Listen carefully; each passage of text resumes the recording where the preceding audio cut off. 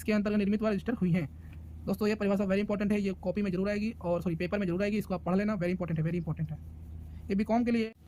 जय हिंद साथियों, आप लोग स्वस्थ होंगे, मस्त होंगे, पहले की तरह ज़बरदस्त होंगे। आपको हमारे MK कॉमर्स क्लास के चैनल में आपका स्वागत है। दोस्तों आज हम पढ़ने वाले हैं लेखा शास्त्र में, ठीक है। लेखा शास्त्र जो भी बच्चे हिंदी मीडियम से हैं और अंग्रेजी मीडियम से हैं उन सभी बच्चों के लिए बहुत ही इंपॉर्टेंट होने वाला है आज के टॉपिक में। आज का हमारा टॉपिक होने वाला है सीमित दायित्व वाली साझेदारी। दोस्तों आज हम उसी को पढ़ने वाले हैं, तो जो भी बच्चे नए आए हैं हमारे चैनल को कर देना सब्सक्राइब और वीडियो को कर देना लाइक। चलिए दोस्तों वीडियो को देरी नहीं करते हैं, बिना किसी टे के शुरू करते हैं। चलिए दोस्तों शुरू होने जा रही है वीडियो। चलो दोस्तों इस वीडियो में हम आपको थोड़ा सा मतलब समझा देंगे और आपको नोट्स जो है इससे कर सकते हैं, ठीक है। क्योंकि मैं बुक्स पढ़ा रहा हूँ, बुक का नाम है DK Goyal sorry doctor SM Shukla की बुक है, इससे मैं पढ़ा रहा हूँ। तो दोस्तों इस यहाँ जिसके पास बुक है उसके पास बेस्ट है, जिसके पास नहीं है उसके पास कोई प्रॉब्लम नहीं। दोस्तों ये 12th क्लास की बुक है और शुरू होने जा रहा है, ठीक है। चलो सबसे पहला हमारा आ रहा है सीमित दायित्व वाली साझेदारी। सीमित दायित्व वाली साझेदारी, कुछ बच्चों को मैं बता दूं सीमित दायित्व वाली साझेदारी होती क्या है। सीमित का मतलब है, देखो यहाँ पे लिखा है लिमिटेड लायबिलिटी पार्टनरशिप, ठीक। वर्तमान भारतीय व्यवसाय के परिवेश में एक नए अध्याय का पदार्पण हुआ है जब भारतीय कानून ने विधान द्वारा स्वीकृत एक नई वैधानिक सीमित दायित्व वाली साझेदारी LLP, इसको आप LLP भी बोल सकते हैं या लिमिटेड लायबिलिटी पार्टनरशिप, थोड़ा लंबा पड़ रहा है, संस्था की स्थापना की अनुमति वर्ष 2009 में स्वीकृति की तथा इस संबंध में 31 मार्च 2009 को सीमित दायित्व वाली साझेदारी संस्था का अध्यादेश जारी किया। देखिए दोस्तों भारत में कब इसका हुआ था, देखो सीमित दायित्व साझेदारी अधिनियम 2008 LLP एक्ट 2008 के भारत में 1 अप्रैल 2009 में लागू किया था। दोस्तों ये वेरी इंपॉर्टेंट लाइन यहाँ पे होने वाली है।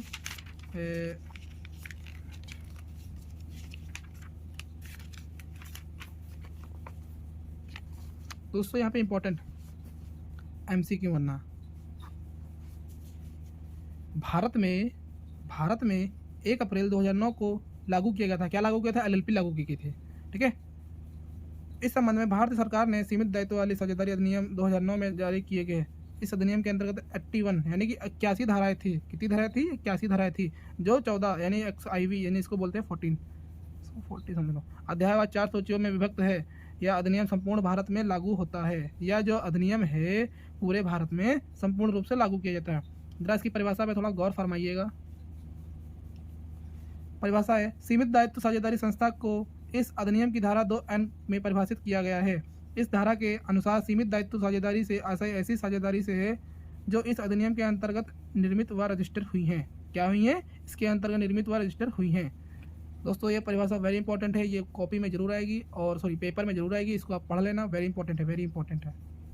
ये बीकॉम के लिए है, वैसे 12th क्लास में आप इसको पढ़ सकते हैं, ठीक है। कितनी धाराएं थी? धारा 13B, धारा 13C और D।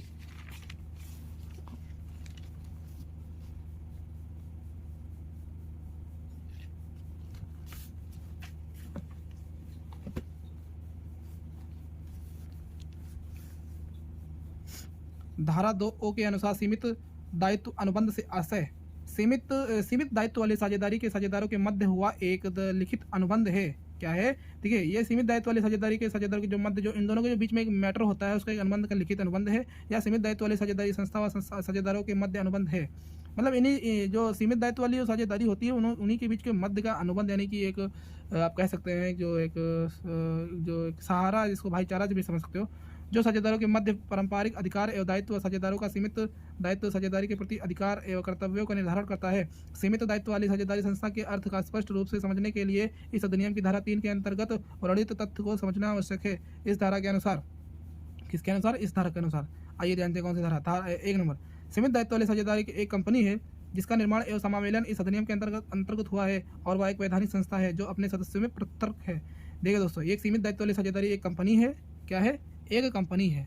सीमित दायित्व वाली साझेदारी एक कंपनी है। कोई पूछे क्या है सीमित दायित्व वाली साझेदारी? एक कंपनी है जिसका निर्माण या समावेलन इस अधिनियम के अंतर्गत हुआ है और वह एक वैधानिक संस्था है। वैधानिक संस्था जो अपने सदस्यों की पृथक है। दूसरा, एक सीमित दायित्व वाली साझेदारी की सतत उत्तराधिकारी प्राप्त होता है। क्या प्राप्त होता है? सीमित दायित्व वाली साझेदारी का सतत उत्तराधिकारी प्राप्त होता है। ये जो भी बच्चे देख रहे हैं मतलब ये वेरी इंपॉर्टेंट है, इसको एमसीक्यू में समझ सकते हैं, एमसीक्यू में आ सकता है। और तीसरा हमारा है, किसी भी साझेदार के पृथक होने पर सीमित दायित्व वाली साझेदारी के स्थायित्व, अधिकार एवं दायित्व पर कोई प्रभाव नहीं पड़ता है। यानी कि जो भी साझेदार के पृथक होने पर जो सीमित दायित्व वाली साझेदारी होती है, उनके जो स्थायित्व जो अधिकार और दायित्व पर कोई प्रभाव नहीं पड़ता है। यानी कि कहने का मतलब यहाँ पे ये होता है कि जो सीमित साझेदारी होती है उसमें कोई स्थायित्व, अधिकार या दायित्व पर कोई प्रभाव नहीं पड़ता है। क्या नहीं पता? कोई प्रभाव नहीं पड़ता है। आइए अगला पढ़ते हैं। इस अधिनियम के धारा 4 में विशिष्ट से रूप से रूढ़ित किया गया है कि सीमित दायित्व वाली साझेदारी पर भारतीय साझेदारी अधिनियम 1932 के प्रावधान लागू नहीं होंगे। देखिए हमारे भारत देश में 1 अप्रैल 2009 को LLP लागू की गई थी। सीमित दायित्व साझेदारी की विशेषताएं, आइए जान लेते हैं, कुछ इसकी विशेषताएं पढ़ लेते हैं। पहला हमारा है, यह एक परंपरागत साझेदारी नहीं है। ठीक है, यह एक परंपरागत साझेदारी नहीं है। अब इसको परंपरागत साझेदारी नहीं है। सीमित दायित्व वाले साझेदारी के समस्त साझेदारों का दायित्व सीमित होगा, जैसे कि सीमित दायित्व वाले साझेदारी अनुबंध में निश्चित किया गया है। साझेदारों की निजी संपत्तियों पर साझेदारी फर्म का कोई अधिकार नहीं होगा। साझेदारी फर्म का साझेदारों की निजी संपत्ति पर तभी अधिकार होगा जब किसी साझेदार ने अपने अधिकारों के बाहर धोखा देने के, हाँ तो कब कार्य होता है, कब कार्य नहीं होता है। देखो उसकी निजी जो भी संपत्ति है उस पर कोई अधिकार नहीं होगा, लेकिन यदि उसकी जो निजी संपत्ति है वो तब अधिकार होगा जब उस साझेदार ने अपने अधिकारों के बाहर एवं धोखा देने का उद्देश्य किया हो। अगर वह कोई व्यक्ति या जो भी साझेदारी जो है उसमें से कोई धोखा देगा तो उसके ऊपर कार्यवाही होगा। दूसरा हमारा है, सीमित दायित्व वाले साझेदारी को सतत उत्तराधिकार प्राप्त होगा। इसका क्या होगा? सतत उत्तराधिकार प्राप्त होगा। उसका अस्तित्व है उसके साझेदारों के अस्तित्व पर निर्भर नहीं करता है। साझेदार के अवकाश ग्रहण करने पर, साझेदारी का पुनर्गठन या साझेदार की मृत्यु या दिवालिया होने पर सीमित दायित्व साझेदारी के अस्तित्व पर कोई प्रभाव नहीं पड़ता है। देखिए यहाँ पे इस केस में क्या होता है, कोई प्रभाव कम नहीं पड़ता है। यदि अवकाश ग्रहण करने पर या पुनर्गठन होने पर या मृत्यु होने पर या दिवालिया होने पर सीमित दायित्व वाली साझेदारी के अस्तित्व पर कोई प्रभाव नहीं पड़ेगा।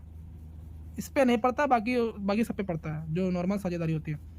तीसरा, सीमित दायित्व वाले साझेदारी का पृथक वैधानिक अस्तित्व होगा और इस कारण उसे स्वयं की संपत्ति अर्जित करने का अधिकार होगा। साझेदारों का फर्म की संपत्ति पर किसी भी रूप में कोई व्यक्तिगत अधिकार नहीं होगा।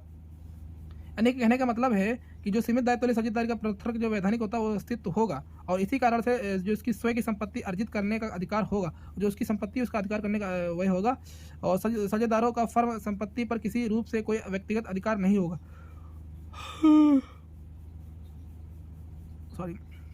साझेदारों का फर्म की संपत्ति पर किसी भी रूप से कोई व्यक्तिगत अधिकार नहीं होगा। यानी कि मतलब जब उसका अधिकार नहीं होता तो उस पर फर्म पब्लिक कोई अधिकार नहीं होता है।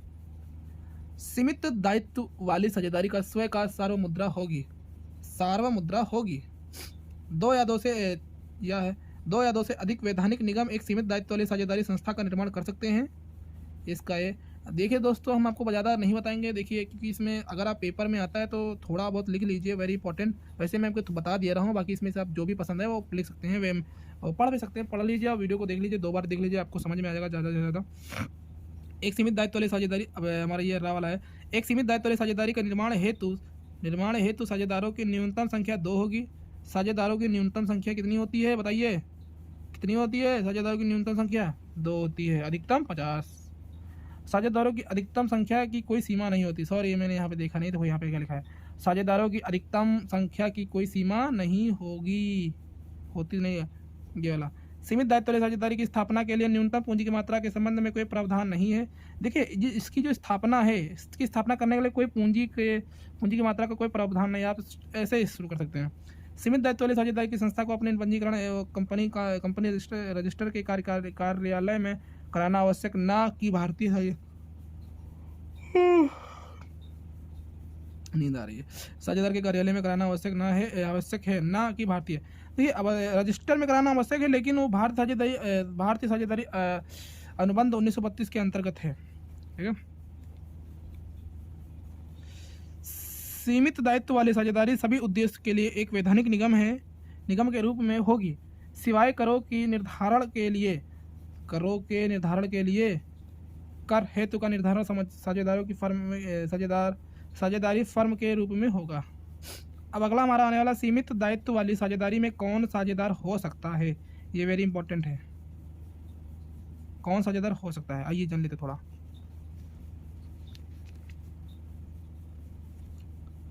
एक सीमित दायित्व वाली साझेदारी के निर्माण में जिन व्यक्तियों ने अपनी सहमति दी है, यानी जो व्यक्ति सहमत हुए हैं वे साझेदार कहलाते हैं। क्या कहलाते हैं? साझेदार कहलाते हैं।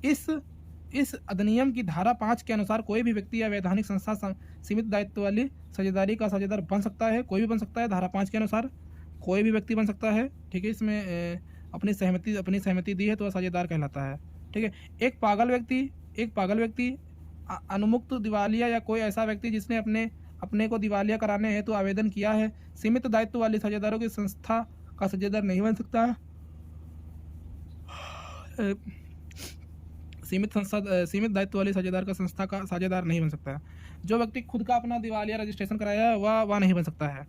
जहाँ तक एक अवयस्क का सीमित दायित्व वाली साझेदारी फर्म में साझेदार बनने का प्रश्न है तो इस संबंध में अधिनियम में कोई प्रावधान नहीं है, परंतु भारतीय अनुबंध अधिनियम 1872 के अनुसार एक अवयस्क अनुबंध करने के योग्य नहीं है। इस कारण एक अवयस्क सीमित दायित्व वाली साझेदारी संस्था के सदस्य नहीं बन सकते हैं।